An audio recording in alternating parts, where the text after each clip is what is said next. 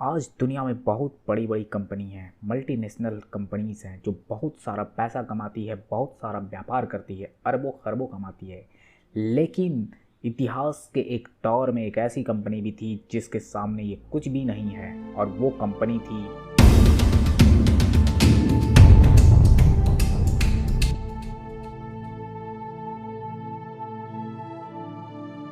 सन 1600। Britain में एक company बनाई गई जिसका नाम था ईस्ट इंडिया कंपनी। उस वक्त ब्रिटेन की महारानी एलिजाबेथ वन, जिन्होंने इस कंपनी को एशिया में कारोबार करने की खुली छूट दी, और फिर वक्त बदल गया। कंपनी कारोबार की जगह सरकार बन गई।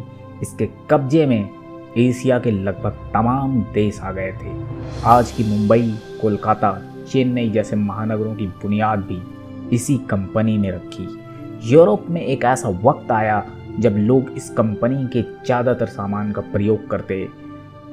कंपनी की भारत में शुरुआत जहांगीर के शासनकाल में हुई, जब थॉमस रॉ ने 3 साल चापलूसी कर व्यापार का अधिकार प्राप्त किया, और जो भी ईस्ट इंडिया कंपनी के प्रतिद्वंदी थे जैसे पुर्तगीज, फ्रेंच, उनसे लड़कर और उन्हें हराकर व्यापार पर भी कब्जा कर लिया। औरंगजेब के शासनकाल तक कंपनी का भारत में ज्यादा राजनीतिक दखल नहीं था। औरंगजेब के बाद के मुगल आपसी रंजिश के कारण कमजोर होते गए, और इसका फायदा कंपनी ने उठाया।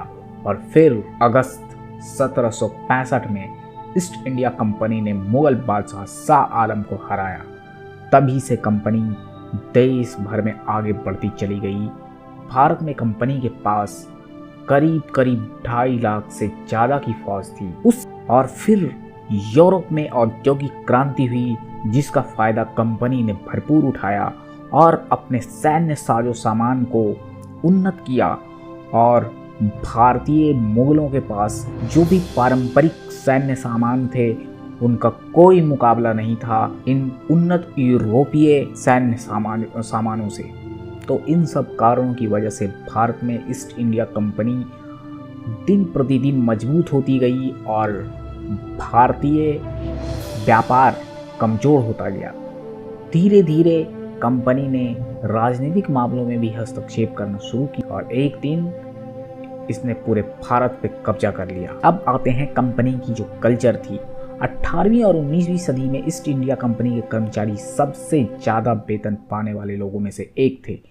कोई जितना वक्त कंपनी में गुजारता, उसकी उतनी ही ज़्यादा वेतन होता। इन सब बातों से स्पष्ट है कि ईस्ट इंडिया कंपनी एक ऐसी कंपनी थी जिसके पास ताकत थी, पैसा था, सेना थी, इंटेलिजेंस था।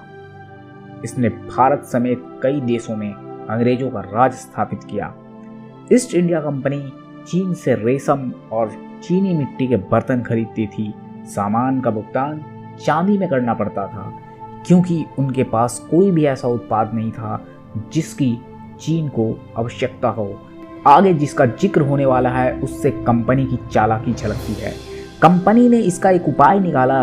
बंगाल में पोस्ते की खेती की गई, और बिहार में अफीम का निर्माण करने के लिए कारखाने लगाए गए, और इसको तस्करी के जरिए चीन पहुंचाया गया।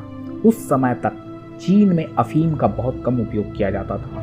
ईस्ट इंडिया कंपनी ने चीनी एजेंटों के माध्यम से लोगों के बीच अफीम को बढ़ावा दिया। कंपनी ने अफीम के व्यापार से रेशम और चीनी के बर्तन भी खरीदे और मुनाफा भी कमाया।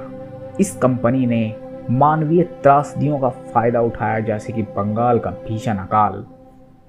धीरे धीरे कंपनी ने पूरे भारत पर शासन स्थापित कर लिया और तमाम राजस्व की वसूली करने लगी, और इससे कंपनी का मुनाफा बढ़ता चला गया। दुनिया भर में इस कंपनी का डंका बजने लगा, और वो दौर था जब जनता कहती थी कि दुनिया भगवान की, देश बादशाह का और हुक्म कंपनी का। मगर हर चीज़ का एक दौर होता है। 1857 के भारत में बगावत के बाद कंपनी का बुरा दौर शुरू हुआ, और 1874 में अंग्रेज सरकार ने इस कंपनी को पूरी तरह से बंद कर दिया। दोस्तों, अगर ये वीडियो आपको अच्छी लगी तो प्लीज़ लाइक कीजिए, कमेंट कीजिए, सब्सक्राइब कीजिए हमारे चैनल को, और अगर आपको ऐसी वीडियो और भी चाहिए डिटेलिंग में तो प्लीज़ कमेंट करके हमें बताइए।